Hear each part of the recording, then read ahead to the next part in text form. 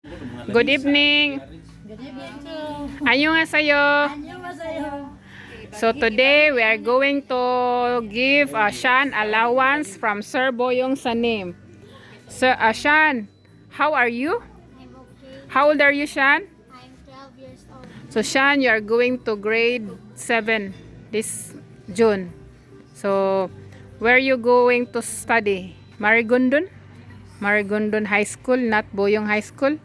Oh, fighting. You need to go transportation. Okay, no problem kanang fighting lang. Study harder.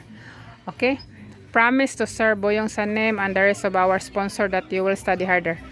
So, meet her mama. Her mama, how old are you, mama? I'm 43. So Where have you been, mama? Working I'm working at Mindanao. Oh, Mindanao. Mindanao. Mama is working Mindanao for 1 year. Then she come back already because she had no more job.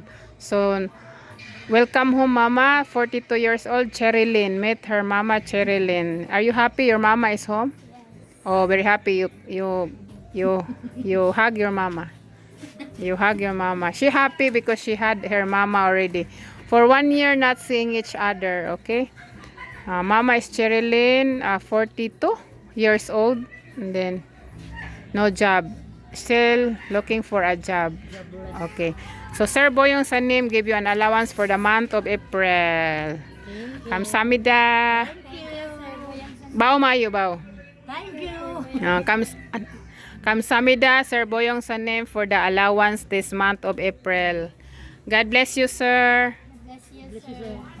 Saranghe opa. Duha kamot. Kita dua be.